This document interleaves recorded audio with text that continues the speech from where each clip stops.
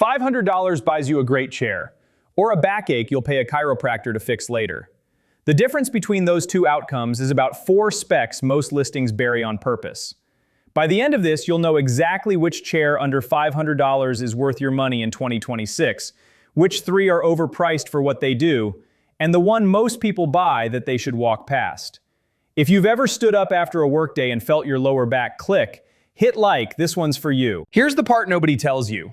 You bought the chair. It looked great in the photos. 3 months in, the foam packs down flat, and the quote, lumbar support is now a hard ridge digging into your spine. 6 months in, the armrest tilts every time you lean on it, and you're back on Amazon. Except now you've already spent $300 you can't get back, so you make do. That making do is what wrecks your posture for the next 2 years. Welcome to Desk Made Simple. I'm the guy who has tested more bad home office setups than anyone should admit to. And on this channel, every Level Up Thursday, we take one expensive decision you're about to make and break it down so you never have to learn the lesson the hard way. Today's decision: the chair you sit in 8 hours a day. Get this one wrong and nothing else in your setup matters. So here's how I approached this, because I'm not going to insult you with trust me. I analyzed 300 plus threads across r/home office, r/standing desks, and r/monitors from the last 14 months. Every post where someone asked, which chair under $500? And every brutally honest reply they got. I cross-referenced that community consensus against published manufacturer spec sheets. Seat depth ranges, warranty length, weight rating, recline mechanism, and adjustability count. The pattern was loud and consistent. The chairs Reddit recommends and the chairs the ads push are almost never the same chairs. Let's build the tier list. Worst to best. C tier. Skip these. First up, the generic ergonomic mesh executive chair you've seen in 40 different brand names under $200.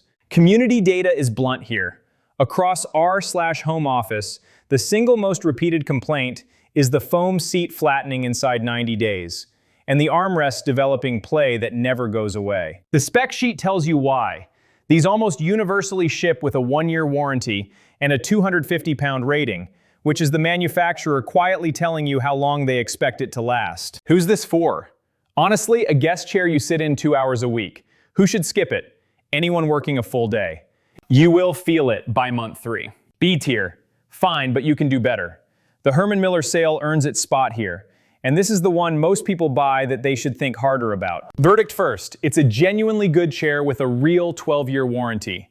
That's the headline number, and it's the best warranty on this entire list. 3 data points that matter. 1, the warranty is 12 years versus the 1 to 5 years on everything cheaper. 2, the suspension back has no foam to pack down, so it doesn't degrade the way C-tier chairs do. 3, and this is the catch, at its sub $500 base configuration, it ships with fixed or limited armrests and no adjustable lumbar. Reddit's r/home office consensus is consistent. People love the Sayl build, but the ones who regret it are taller users and anyone who needs serious lumbar adjustment. Who this is for? Someone 5'4" to 5'10" who wants Herman Miller build quality and will keep the chair a decade. Who should skip it? Anyone over 6 feet or anyone with existing lower back issues who needs adjustable lumbar? The base model doesn't give it to you. Also in B tier, the mid-range branded mesh task chair in the $250 to $350 range.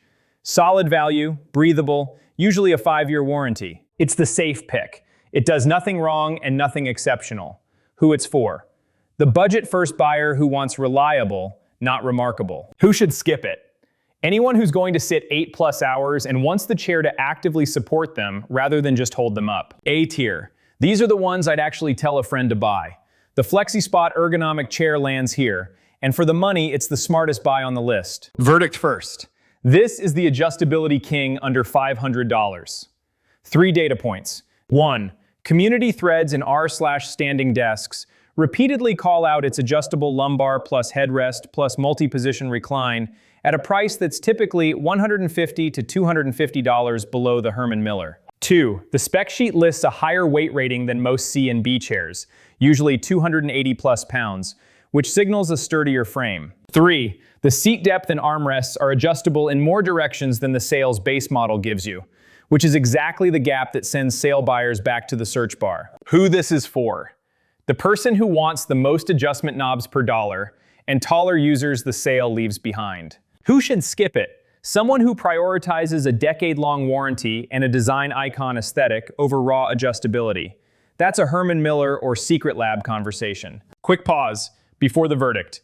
I built a free guide called the $500 versus $2,000 home office. What actually matters? And it has the exact spec checklist I use to rank these chairs.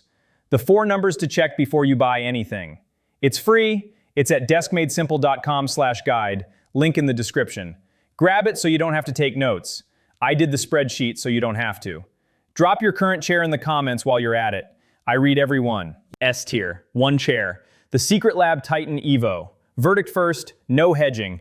This is the best ergonomic chair you can buy under $500 in 2026. Full stop. Here's the case in 3 numbers. 1. The standard configuration sits right at the top of the under $500 band. And across our home office, it's the single most recommended chair in that price tier that doesn't generate "I regret it" replies 6 months later. 2.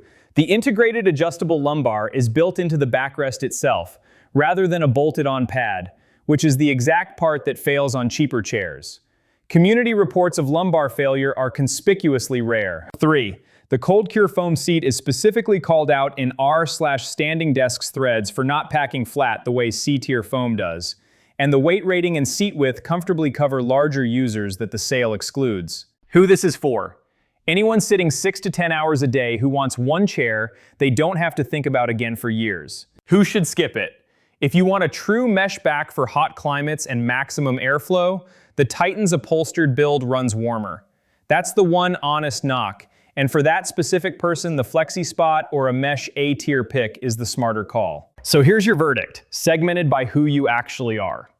If you sit all day and you want the 1 chair you never second guess, get the Secretlab Titan Evo. It's the S-tier pick, and it earns it. If you want the most adjustability for the lowest price, or you're tall and need the chair to fit you, get the FlexiSpot. It's the value champion, and it's the chair I recommend most often to people on a real budget. And if you specifically want a 12-year warranty and Herman Miller build, and your average height with no back issues, the Sayl is a defensible buy. Just go in knowing the adjustment limits. One FOMO note that's actually true. Chair pricing in this category moves with sales cycles, and the configurations that dip under $500 don't stay there year-round. The direct links are in the description. If the price you see is good, that's the signal. 6 months from now, you want to be the person whose back feels fine at 5 p.m., not the person rereading this video because the cheap chair gave out. That covers the chair. But here's the thing. The best chair in the world can't fix a desk that's 2 inches too high or too low, and almost everyone sets their desk height wrong. That's the next mistake, and it's quietly worse than the chair one. That video's next. If this saved you from a $300 mistake, the like button is right there. And subscribe. Next Level Up Thursday, I'm breaking down standing desk height and the exact setup math that fixes the posture problem your chair can't. And you'll get it the day it drops. The free spec guide is at deskmadesimple.com.